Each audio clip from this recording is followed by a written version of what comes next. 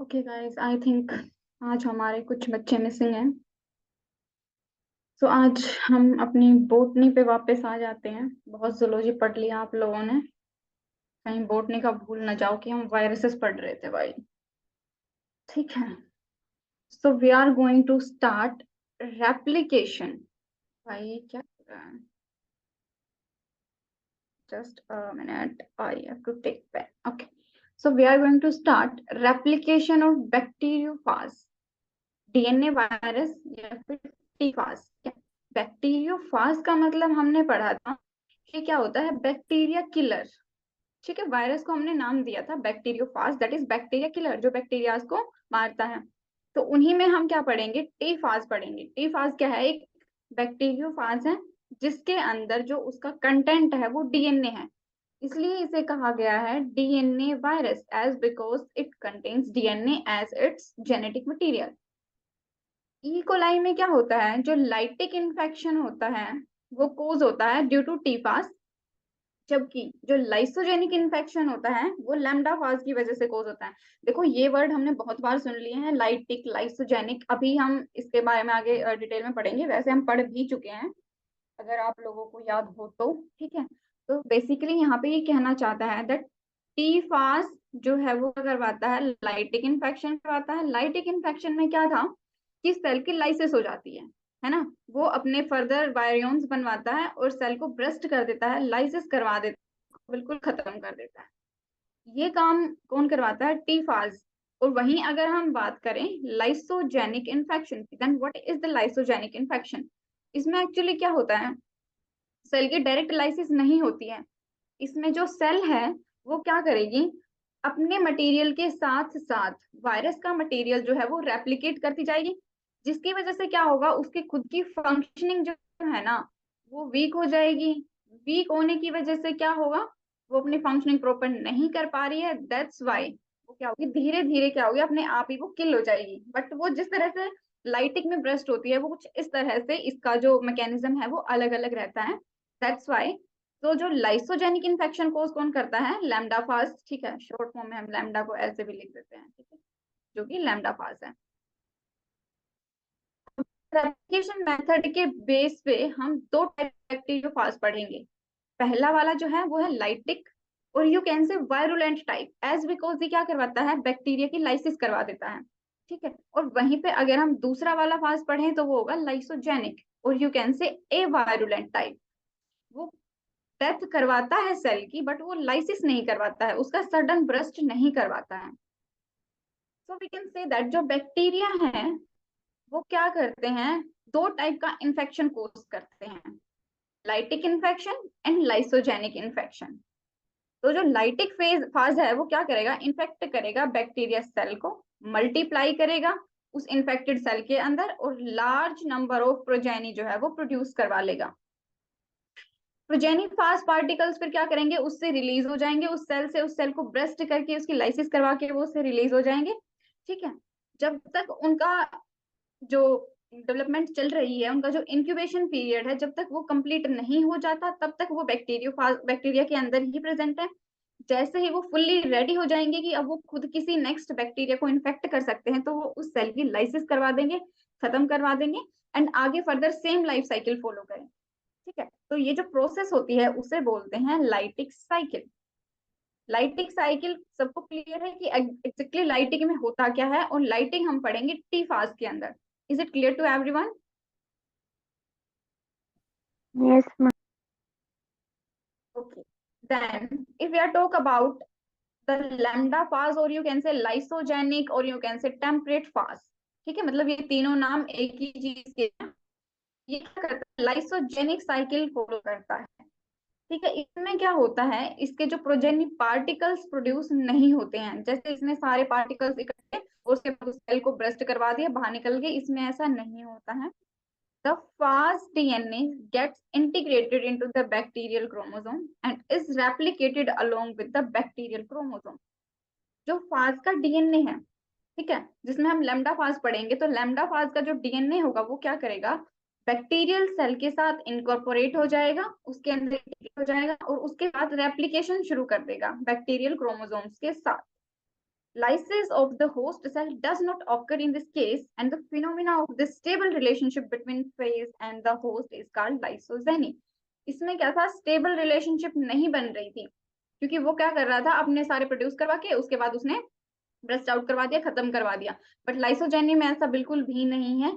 ठीक है, ये क्या कर रहा है, एक रिलेशनशिप, स्टेबल रिलेशनशिप बना रहा है। इट मीन्स कि वो उसको खत्म नहीं कर रहा है, सिर्फ अपना चला रहा है। उसके साथ साथ जब तक वो जिंदा है, वो सेल जिंदा है, तब तक वो अपने प्रोटीन उससे प्रोड्यूस करवाएगा। ठीक है, however temperate phase may sometimes spontaneously become virulent। अब वहीं पे क्या होता है, देखो कभी, यू नो कि एक्सेप्शंस एवरीवेयर। ठीक है, तो वैसे ही क्या होता है, कई बार जो टेम्परेट फेज है, यानी कि जो लाइसोजेनिक इन्फेक्शन वाला जो बैक्टीरियोफाज है, वो क्या करेगा, वो कई बार वायलेंट हो जाता है, मतलब उसको कर देता है और उसके बाद क्या करवा देता है, लाइसिस करवा देता है और उसकी प्रोजेनिस को रिलीज करवाता है। ठीक है, कहने का मतलब ये है कि जो लाइसोजेनिक फॉलो करते हैं वो बेसिकली वायरुलेंट नहीं होते हैं, वो अवायरुलेंट होते हैं। बैक्टीरियोफाज के साथ स्टेबल रिलेशनशिप कंटिन्यू करते हैं, बट स्टिल समटाइम्स वो क्या करता है, वो एज अ वायलेंट बिहेव करता है, बैक्टीरिया की सेल को किल करता है और उसके बाद फर्दर अपनी लाइफ साइकिल को ग्रो करवाता है। क्या ये बात अभी तक क्लियर है, जो हमने बेसिक्स देखा है? ठीक है,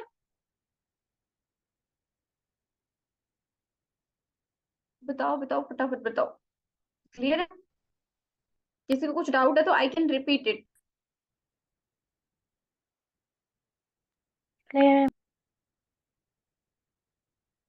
ओके, देन हम बात करें लाइटिक साइकिल की। अभी अभी हमने देखा जो लाइटिक साइकिल है, वो कौन को करता है, T4। ठीक है, T4 जो बैक्टीरिया फाज है वो फॉलो करता है lytic cycle. So we are going to talk about T4, the bacteriophage of the T even groups, जो कि T2 है या जो T4 है, जो भी ग्रुप्स हैं वो सारे के सारे क्या होते हैं, वो वायलेंट वायरस होते हैं। वो क्या करते हैं, लाइसिस करवाते हैं बैक्टीरियल सेल की, जबकि वो उसको इन्फेक्शन करते हैं, उनको इन्फेक्ट करते हैं और लाइसिस अपनी लाइफ साइकिल को फॉलो करते हैं, वो उस सेल को ब्रेस्ट आउट करवा देते हैं। अब इसके अंदर हम करेंगे T4 ई कोलाई के अंदर। देखो, हमारे पास जो होस्ट है वो कौन सा है, वो है E. coli। और जो हमारे पास है, मैम वॉइस क्लियर नहीं है आपकी। अभी ठीक नहीं आया क्या? अभी नहीं है। ब्रेक हो गया।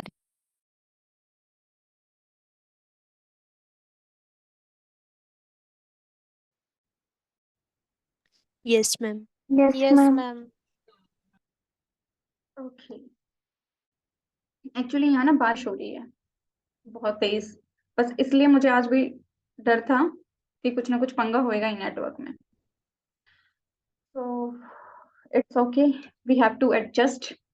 तो अब हम करते हैं लाइटिक साइकिल। ठीक है, लाइटिक साइकिल में हम T4 के और ई कोलाई के बीच में जो इन्फेक्शन हुआ है उसके बारे में स्टडी करेंगे।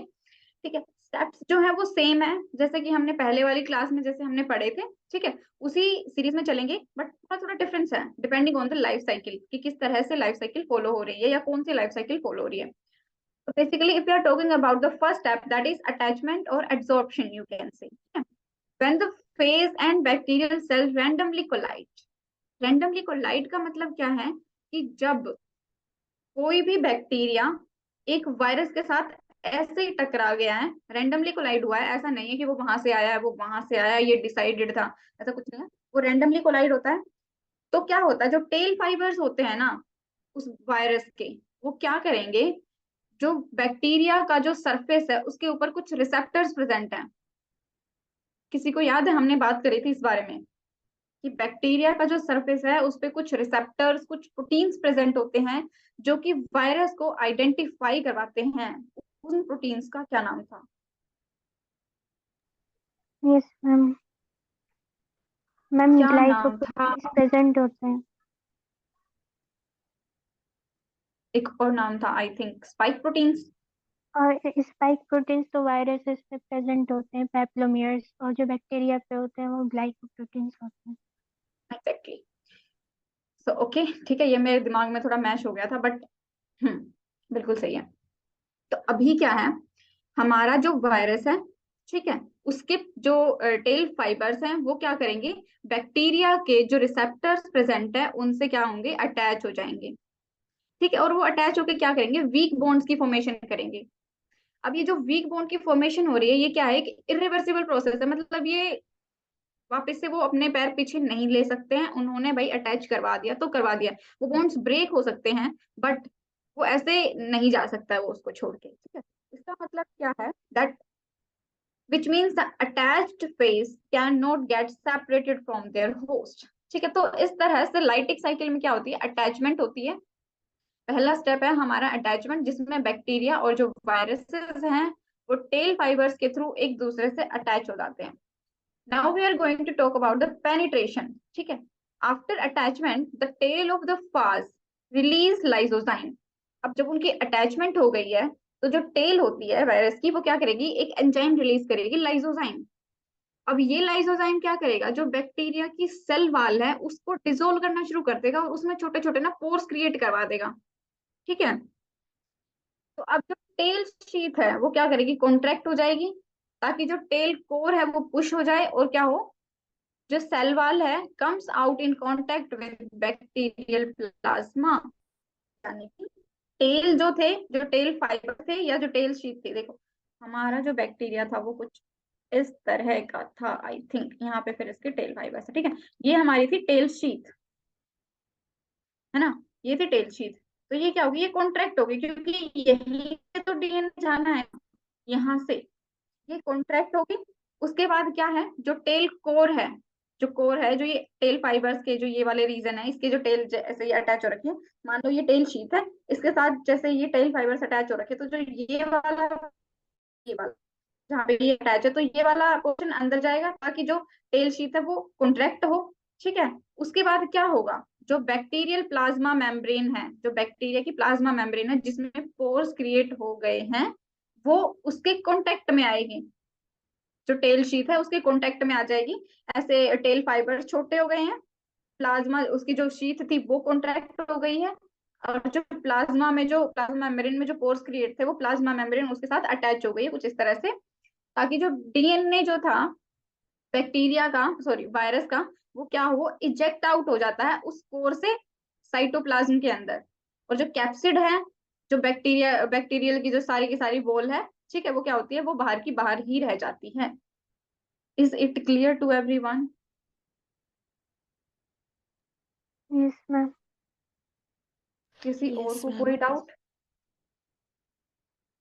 देखो ये तुम्हें लिखना अपनी लैंग्वेज में पड़ेगा, आप इन नोट्स की हेल्प ले सकते हो, बट आई थिंक ये बहुत सफिशिएंट है for revision, but you have to write it in your own language so that जो पढ़ने वाला है उस पर काफी अच्छा इंप्रेशन जाए कि आपको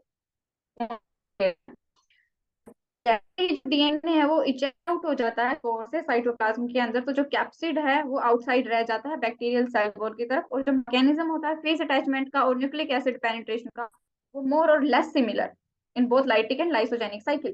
अटैचमेंट और जो डीएनए ट्रांसफर हुआ है, ये दोनों जो स्टेप हैं लाइटिक और लाइसोजेनिक दोनों साइकिल्स के अंदर बिल्कुल सेम होते हैं। Now the third step is biosynthesis.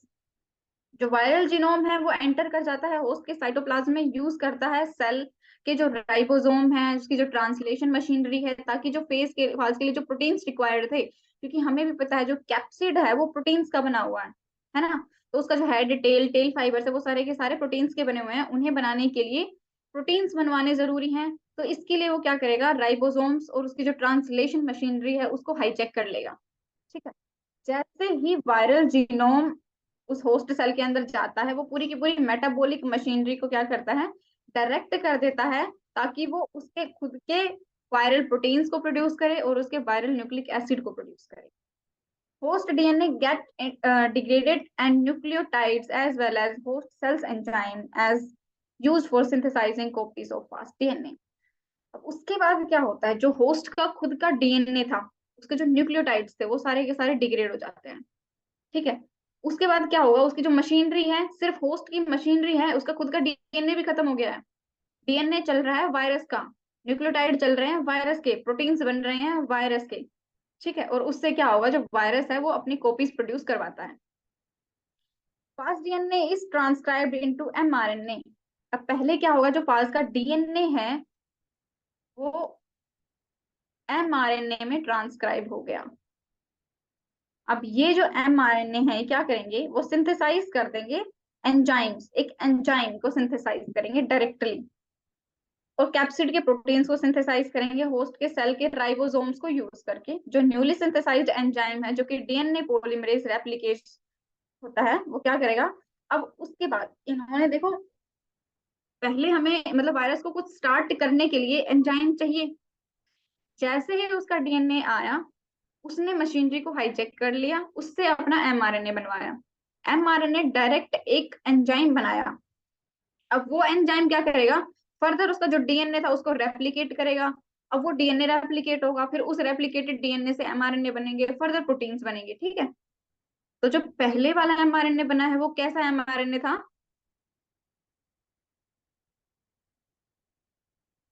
Early mRNA. हम इस बारे में पहले बात कर चुके हैं, अर्ली एंड लेटर। क्योंकि पहले एमआरएनए बना तब तक कोई एंजाइम प्रेजेंट नहीं था, इस एमआरएनए से ही वो एंजाइम बना है जिसने फर्दर डीएनए की कॉपी करवाई है। क्या ये बायोसिंथेसिस सबको क्लियर है कि क्या होता है उसमें?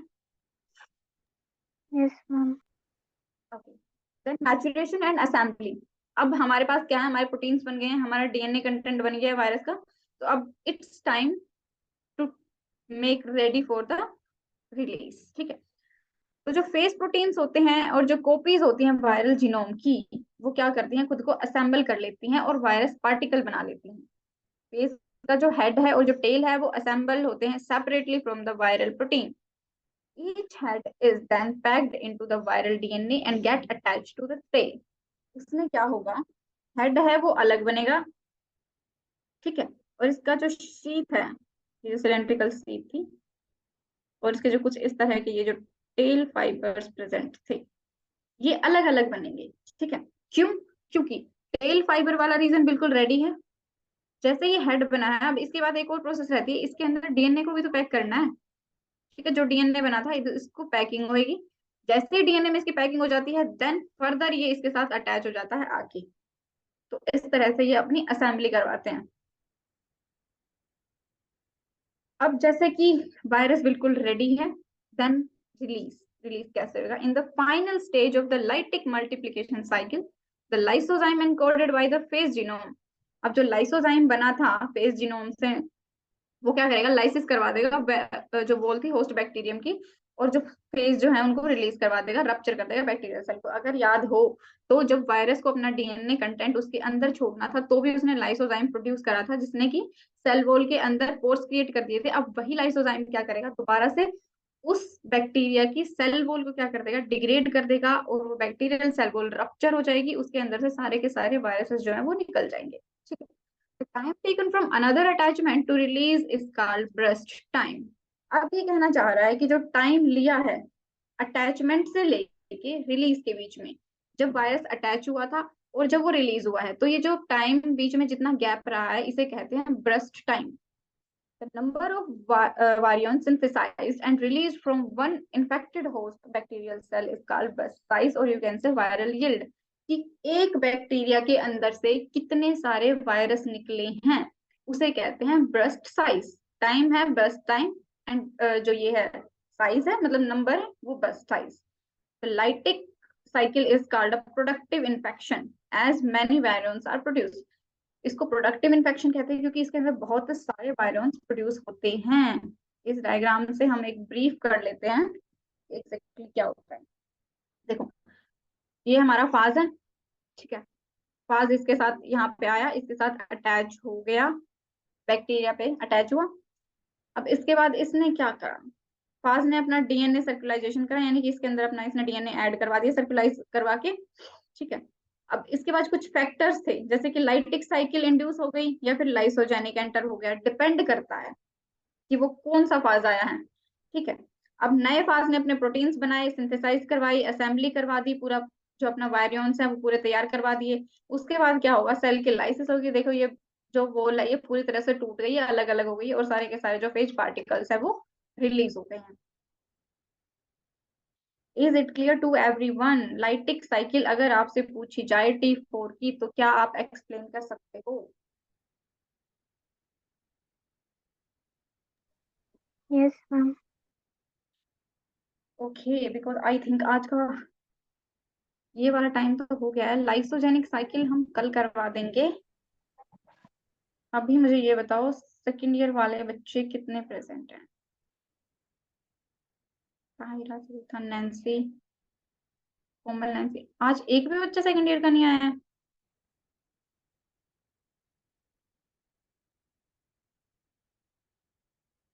अजीब